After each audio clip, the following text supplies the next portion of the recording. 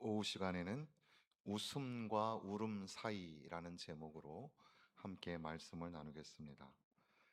창세기 21장 이 한 장에는 하나의 이야기가 아니라 두 개의 이야기가 같이 동시에 나타납니다. 우리가 영화를 보면 하나의 장면인데 위에서 찍거나 아래서 찍거나, 그래서 뭐 하이샷, 로우샷 이런 이제 카메라 어, 용어가 있더라고요. 그리고 또 우리가 사진도 마찬가지지만 초점을 어디에다 두느냐에 따라서 앞에 사람이 잘 보였다가 뒤에다가 초점을 두르면은 앞에가 흐려지고 뒤에가 선명하게 되는 경우도 있지 않습니까? 거기다가 소리도 마찬가지로 두 개의 소리가 겹치게 하는 기법이 있어서 앞에 소리가 들리는 것처럼 보였다가 사실은 뒤에 소리가 들리게 하는 그런 효과들도 있거든요. 이 창세기 21장에는 그런 두 개의 그림, 두 개의 소리, 그러니까 웃음 소리도 들리고 울음 소리도 들린다, 이런 겁니다. 다 아시는 것처럼 이삭이라는 단어가 웃음인데, 그 웃음은 불신의, 믿을 수 없음의 웃음이었지만 그것이 아이가 태어나고 난 후에는 기쁨의 웃음이 되는 그 사건이 이 네 명의 족장들의 이야기 속에 꽤 중심에 있는 그런 이야기입니다. 그런데 동시에 오늘 이 21장 안에는 사실은 그 웃음의 이야기보다도 훨씬 더 긴 내용으로 울음의 이야기를 동시에 담고 있다는 사실이죠. 물론 뒤에 또 아브라함과 아비멜렉의 언약의 이야기까지 합치면 더 여러 가지 이야기가 있겠지만, 그래서 저는 이 성경 안에는 웃음과 울음이 동시에 있구나라는 것들을 발견하게 되고, 그 말씀이 오늘 우리에게 주는 의미는 무엇일까를 함께 나누게 된 겁니다. 더군다나 여기 이 울음에 해당되는 하갈과 이스마엘의 이야기는 우리에게 매우 불편한 이야기입니다. 왜냐하면 아브라함과 이 사라 이야기가 중심이기 때문에, 하나님께서 아브라함과 약속하신 것들을 어떻게 이루어 가시는지를 보여주는 그런 성경의 큰 맥락 가운데서 보았을 때, 언약 사상이라는 그런 맥락 가운데 아브라함과 사라가 당연히 주인공이기 때문에 그저 하갈의 이야기는 한 줄 정도 써놔도 괜찮지 않을까? 그런데 이야기를 이렇게 길게 상세하게 기록했다는 사실입니다. 그리고 내용으로 들어가면 더 좀 불편하죠. 우리가 그렇게 존경하는, 그리고 자주 언급하는 아브라함이, 믿음의 조상 아브라함이 이 일에 나몰라라 했는가? 또 열국의 어머니라는 사라가 아브라함의 씨를 낳게 된 하갈을 그 어린 핏덩이와 함께 내쫓는 장면이 기록되어 있다는 겁니다. 하나님의 백성은 그렇게 아무나 내쫓아도 되는 걸까? 이게 매우 불편한 이야기라는 사실입니다. 그런데 왜 이야기를 자세하게 기록하고 있을까? 그것이 오늘 저와 여러분에게 주시는 메시지가 분명히 있다고 생각을 하는 겁니다.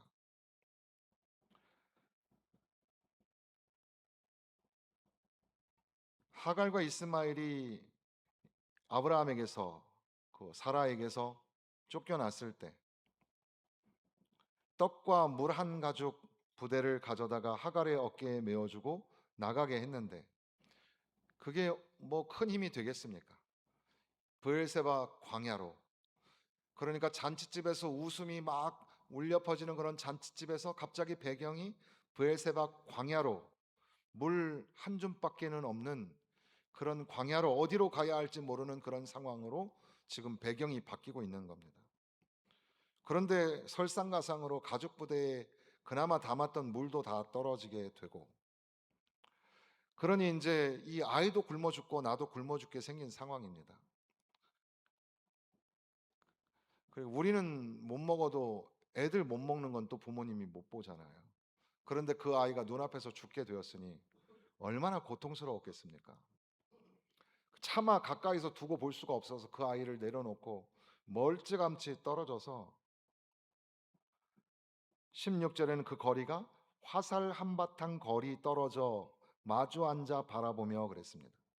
아이가 죽는 걸 볼 수 없으니까 멀리 떨어져서 아이를 바라보면서 통곡을 하는 겁니다.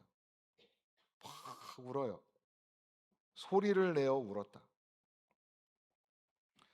하나님이 그 어린아이의 소리를 들으셨으므로 이 하갈이 막 울었을 텐데 하나님께서는 하갈의 소리를 들으셨다고 말하지 아니하고 그 어린아이의 소리를 들으셨다고 하는 걸 보면 아마 어린아이도 빽빽 울었을 가능성이 많겠습니다. 하나님의 사자가 하갈을 불러 이르시되 하갈아 무슨 일이냐 두려워하지 마라. 하나님이 저기 있는 아이의 소리를 들으셨나니.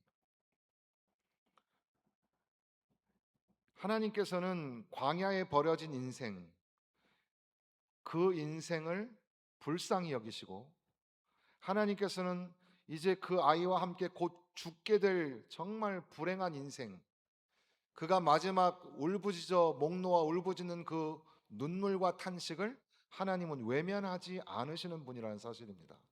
하나님이 그 소리를 들으셨다. 그리고 일어나 그 아이를 일으켜라. 그 아이가 큰 민족을 이룰 사람이 될 것이다. 그리고 하나님은 하갈의 눈을 밝혀 주십니다. 사실 우리가 힘들고 어려우면 눈에 보이는 게 없죠. 아마 그 샘물이 있었을지도 모릅니다. 그러나 볼 수 없었는데 하나님이 눈을 밝혀 주시니까 샘물이 보입니다. 가죽 부대에 물을 채워다가 그 아이에게 마시게 해라. 그리고 하나님이 그와 함께 하셨다. 이런 기록이 나와 있는 겁니다. 그러니까 우리는 먼저 이 이야기를 통해서 하나님은 웃음 가운데도 계시지만 울음 가운데도 계시는구나. 광야에 버려진 채 죽을 수밖에 없는 상황 속에서 하나님 앞에 목 놓아 부르짖었더니 하나님은 그 소리를 들으셨구나. 그리고 그를 살려주셨구나. 이런 것들을 생각하게 되는 겁니다. 그러면서 다시 웃음과 울음의 이 관점에서 하나님께서는 이 성경 말씀 속에 약속을 받은 사람의 웃음만 기록하고 있는 것이 아니라 그 역사의 과정 속에서 상처받은 사람의 울음도 지우지 않으신다는 겁니다. 사라가 웃었다고 해서 하갈이 운 것이 중요하지 않은 게 아니라 이삭이 약속의 아들이라고 해서 이스마엘의 생명이 중요하지 않은 게 아니라는 겁니다. 하나님께서는 분명히 아브라함의 아들 이삭을 통해서 언약을 이루어 가실 겁니다. 그럼에도 불구하고 하나님은 이스마엘을 외면하지 않으신다는 사실이죠.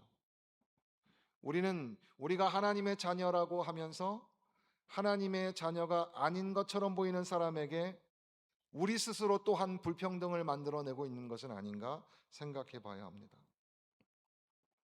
언약의 특별한 관계가 우리에게 있다고 해서 그렇지 못한 사람이 소외되어서도 안 되는 거죠. 성경은 아브라함의 집에 일어나고 있는 불편한 점을 낱낱이 들추고 있는 겁니다. 사실 우리들도 좋은 것만 보여주고 싶죠. 내년에 27년도에는 목회 백서의 중요한 키워드 중에 하나는 신방입니다. 내년에는 다행히 중간에 제가 임원을 그만두는 해가 돼요.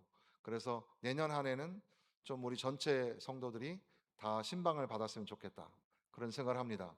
신방은 다른 게 아니라 페스토랄 비지팅, 목회적 방문입니다. 그래서 우리 성도들이 숫자가 많지 않은데 보통 대신방을 하면 잘하면 한 58%, 잘 안 되면 한 40% 이내 이렇게 신방을 받으시는데 적어도 한 60% 이상은 다 신방을 받으실 수 있도록 그렇게 내년에는 뭐 구역이나 교구나 전체적인 목회 그 방향 중에 하나가 목회적 방문이다. 이렇게 아시고 여러분들도 준비하시고 가정마다 사모하는 마음으로 말씀을 들으면 좋겠습니다. 그런데 이제 방문을 해서 보여드릴 때에 사실 좋은 것만 보여주고 싶죠. 그래서 좀 보여주고 싶지 않은 거는 문을 다 잠그고 문이 고장났다고 안 열린다고. 근데 이제 집을 사고 그래서 좀 보여주고 싶은 게 있으면 어떻게 할까요? 여기도 보고 저기도 보고 이렇게 보여주고 싶죠. 평상시엔 책도 잘 안 읽는데 책도 좀 읽는 것처럼 고상하게 보이기 위해서 좀 책도 좀 전시하고 인형도 좀 닦아놓고, 우리는 사람들에게 보여주고 싶은 것만 보여주는 거죠. 그런데 놀랍게도 성경은 보여주기에 불편한 것들도 낱낱이 드러낸다는 겁니다. 그걸 통해서 우리가 알 수 있는 것은, 하나님은 우리가 감춘다고 해서 안 보시는 게 아니라 하나님은 다 아시고 다 보신다는 사실입니다. 더군다나 그 불편한 진실이 또 하나의 우리의 삶의 족적이라는 사실입니다. 아브라함의 집안에 있는 갈등, 믿음의 조상의 가정이라고 해서 모든 게 아름답게 미화되지 않고 질투도 있고 갈등도 있고 떠남도 있고 상처도 있고, 그냥 하나님의 백성이니까, 하나님의 자녀니까 그나마 어렵사리 아이를 낳았으니 그 하갈에게서 난 아이도 좀 거두어 주고 행복하게 살았더라, 이렇게 기록하지 아니하고 당장에 하갈과 이스마엘을 내쫓아 버린다는 거죠. 놀랍도록 선명하게 등장하는 성경의 정직함입니다. 성공한 이야기, 응답받은 이야기, 웃었던 이야기, 우리는 그런 건 얘기하기 좋아하지만 우리의 치부가 연결되어 있는 눈물의 이야기는 감추죠. 그러나 하나님께서는 그 울음을 들으신다는 사실을 기억하십시오. 하갈의 이야기가 성경에 남아있다는 것 자체가 복음의 메시지라는 사실입니다. 울음과 웃음 이야기를 하고 있는데요. 여러분을 웃게 하는 게 뭘까요? 사라는 처음에 아이를 낳을 거다 하니까는 아유, 이 나이에 어떻게 아이를 낳나 하면서 웃었고, 이 아이를 탄생한 이후에는 아브라함과 그 사라는 이삭 때문에 기뻐하며 웃었습니다. 여러분들에게 웃음, 여러분을 웃게 하는 건 뭘까요? 아무래도 자녀들이 잘 되면 그게 최고죠. 웃게 할 일입니다. 건강이 좋아지면, 건강 관리를 잘해야 되는 시대에 왔는데 그 마음대로 되는 건 아니지만 그래도 조금 좋아지면 그래도 웃음이 생겨요, 얼굴에. 우리의 직장에서, 뭐 사람들과의 관계에서, 아니면 여러분이 개인적으로 하는 기도의 응답에서 뭔가 일어났을 때 그때 여러분들이 웃음을 찾게 됩니까? 웃을 날이 있을 때, 그러니까는 전도서에도 때가 있다고 말하죠. 울 때가 있고 웃을 때가 있다. 찬송가에도 눈물 난 후에 기쁨이 있다고 말합니다. 그러니까 웃는 날이 우리에게 있다면 그 웃음으로 풍성하게 웃으십시오. 기뻐하시고 감사하십시오. 그런데 동시에 우리는 항상 웃을 때가 있으면 울 때가 있다는 사실을 기억해야 합니다. 이 메시지는 오늘 우리의 인생에는 웃음만 있는 게 아니라 울음도 있다는 걸 가르쳐 주는 게 아닐까 생각합니다.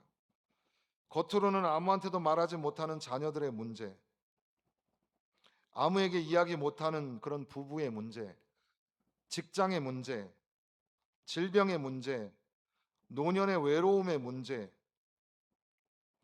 기도했는데 달라지지 않는 현실, 이미 지나간 일인데도 불구하고 아직 마음속에 끝나지 않는 지루한 상처.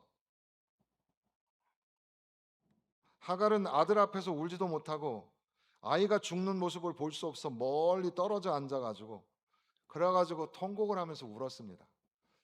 우리에게는 그런 울음이 없을까? 너무 아파서 들추어내지 못하는 울음이 있지 않겠습니까?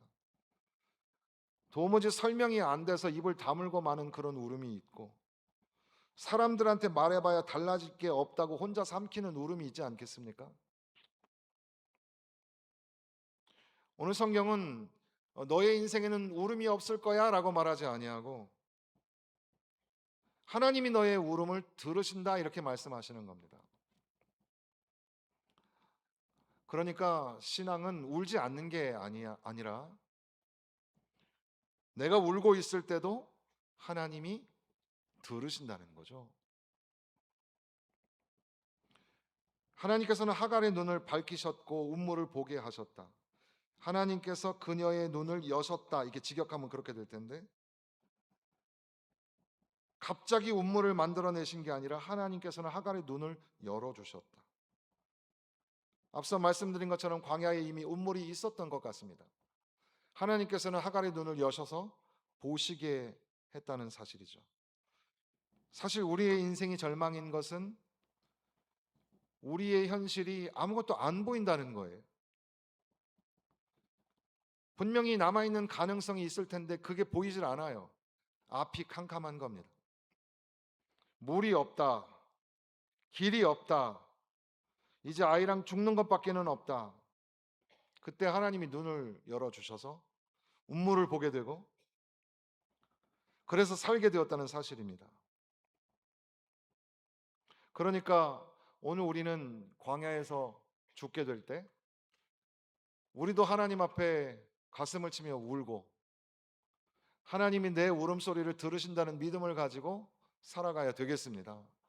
하나님, 이 광야가 사라졌으면 좋겠습니다 라는 기도도 할 수 있겠지만, 하나님, 내 눈이 열려서 광야에서 운물을 보게 하여 주옵소서. 광야도 내게 주어진 사명이라면 광야에서 당신의 사명을 이루기 위해서 샘물을 만나게 하시고 샘물을 먹고 다시금 하나님의 뜻을 이루어내는 인생이 되게 하여 주옵소서. 하나님은 들으시고 하나님은 말씀하시고 하나님이 눈을 열어주시고 운물을 제공해 주시는 그 하나님을 내가 좀 경험하며 살게 하여 주옵소서.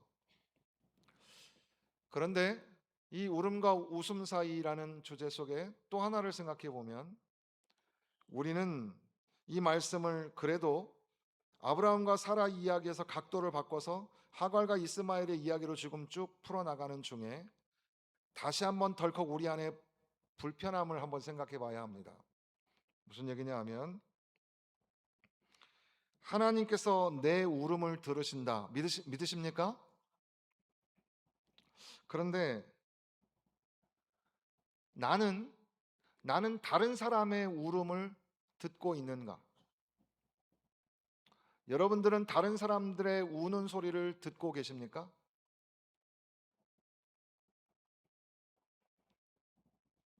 아브라함의 집에서는 잔치가 벌어지고 있고 웃음이라는 아이가 그리고 웃음소리와 함께 울려 퍼지고 있을 때에 얼마 떨어지지 않은 광야에서는 하갈과 이스마엘이 울고 있었다.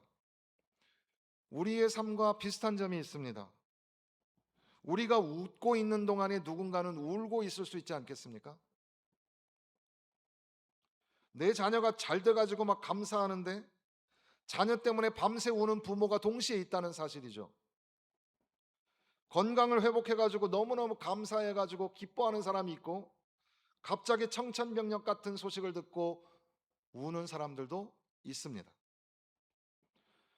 평안하여 감사할 때 모든 게 무너져 버린 사람들도 있어요. 교회가 함께 기뻐할 일이라고 다 기뻐하고 있는데 한쪽 구석에서는 눈물을 삼키는 사람이 있을 수 있을 텐데 내 웃음이 너무 커져가지고 타인의 울음이 들리지 않는 건 아닐까요? 즐거워하는 자들과 함께 즐거워하고 우는 자들과 함께 울라 말씀하신 것처럼 우는 사람에게 왜 울어 다그치는 게 아니라 함께 울어줄 수 있는 욥의 친구들도 처음에 일주일 동안은 뭐 잘 지내는 것 같았어요. 근데 욥의 고통이 너무 큰 것을 보고 아무 말 없이 곁에 앉아 있었지만 문제는 그들이 입을 열기 시작하면서부터 고통을 설명하고 원인을 규명하고 욥을 판단하기 시작하면서부터 이게 지금 상황이 이상하게 변하게 됩니다. 그저 나는 당신의 울음을 들어줄 수 없을까? 내가 경험해봤고 내가 다 안다고 그리고 우리는 그저 별거 아니라고 웃으면서 지나간다면 그 타인의 울음을 우리는 진정 알아주고 있는 걸까? 본 회포가 그 라이프 투게더라는 책에서 우리가 공동체 안에서 다른 사람에게 베풀 수 있는 첫 번째 섬김 가운데 하나는 듣는 거라 그랬습니다. 우리가 공동체에서 서로 함께 살기 위해서는 들을 수 있어야 합니다. 결국 목회도 듣는 거더라고요. 목회가 말을 많이 하는 거라고 생각하기 쉽지만 사실은 많이 들어야 한다는 걸 조금씩 깨닫게 됩니다. 하나님의 사람들은 하나님의 말씀을 듣는 것으로 시작하여 이웃 사람들의 이야기를 듣는 것. 그러니까 우리는 항상 사역에서 듣는 것이 굉장히 중요한 섬김이라는 사실을 기억해야 합니다. 더군다나 아픔과 슬픔에 눈물이 섞여 있는 울음소리를 들을 수 있어야 하는 겁니다.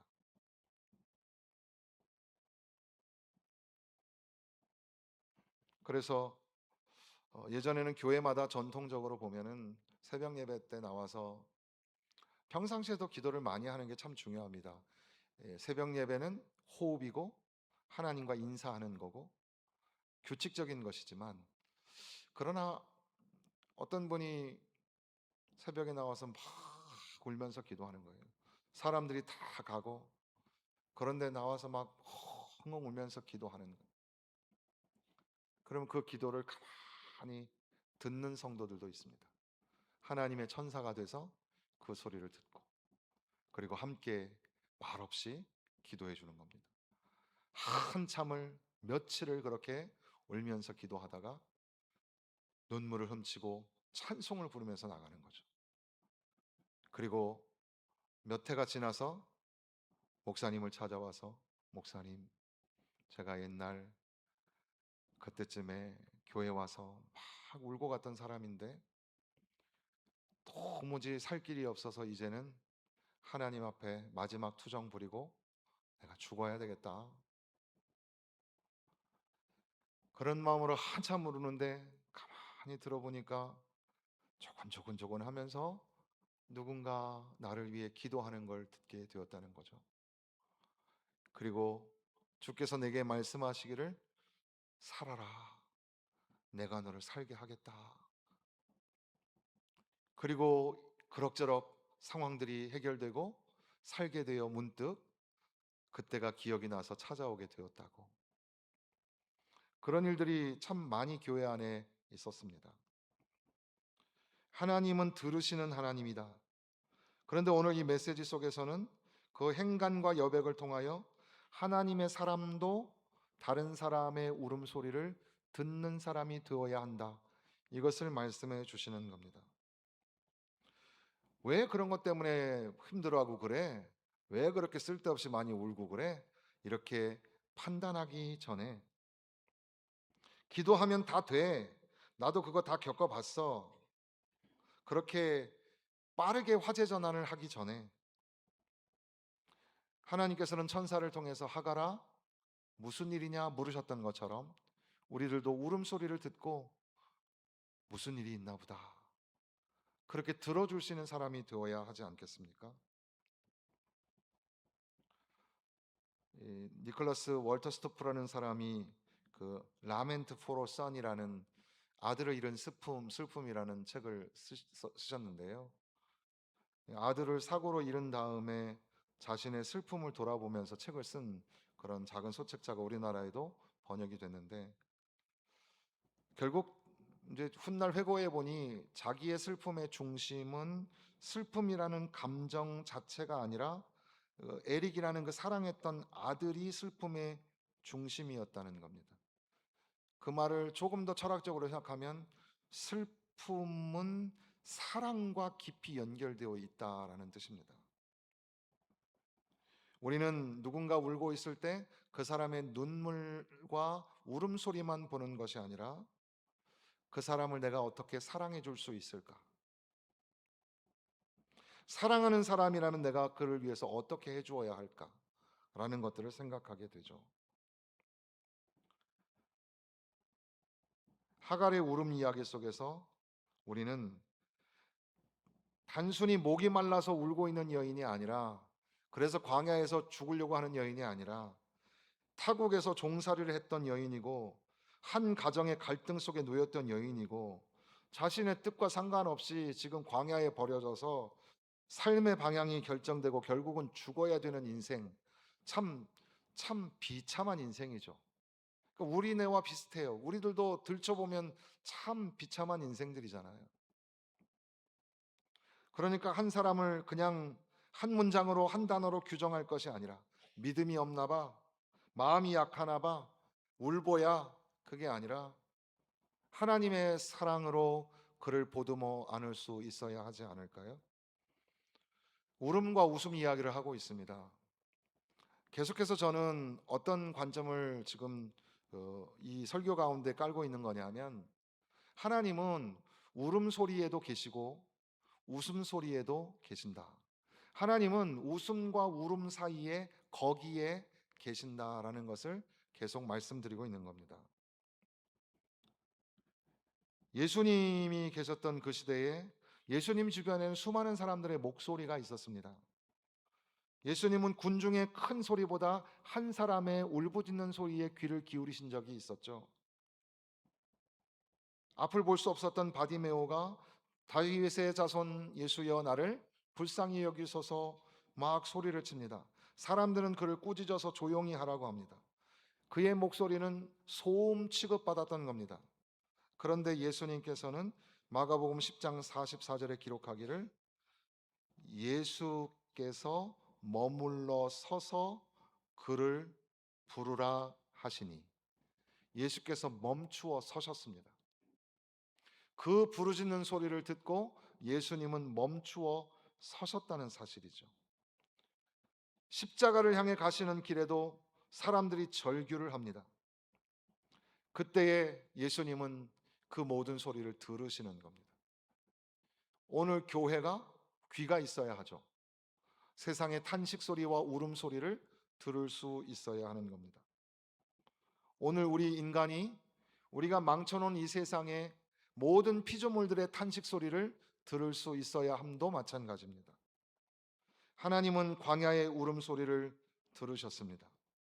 오늘 우리들도 광야 같은 세상에 흩어져 있는 울음소리에 귀를 기울여야 합니다. 바로 그 자리에 하나님이 계신 것이기 때문입니다.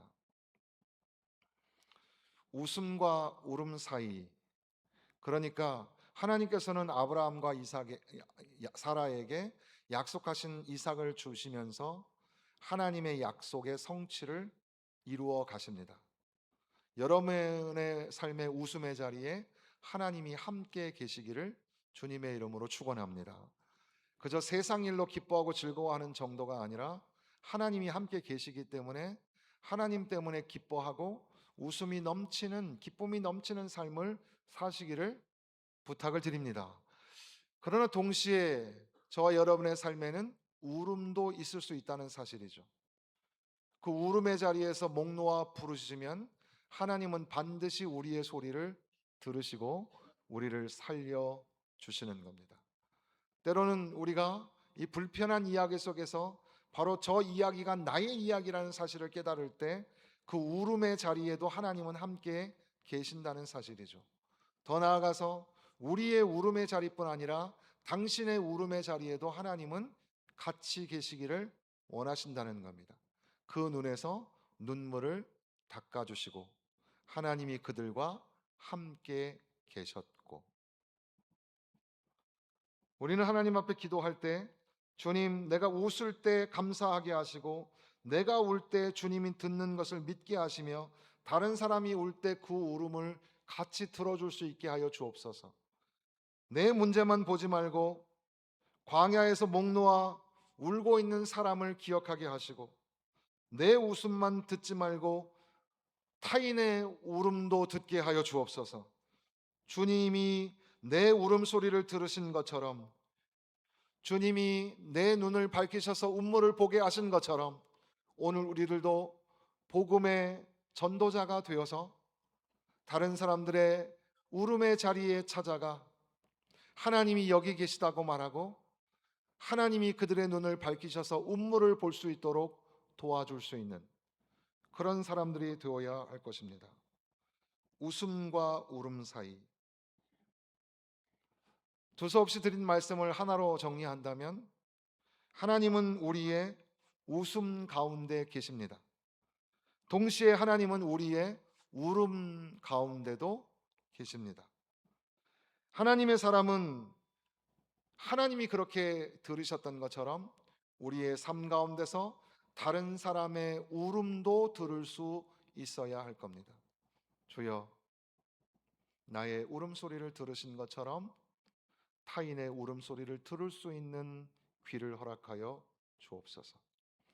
그것이 예수의 마음이고 그것이 하나님의 마음인 줄로 믿습니다. 한 주간 여러분의 광야의 자리에 분명히 하나님이 함께 하셔서 여러분들이 주저앉아 울고 있을 때 여러분들의 울음소리를 들어주실 겁니다. 살 길을 내어주실 것이고 운물을 허락하여 주실 줄로 믿습니다.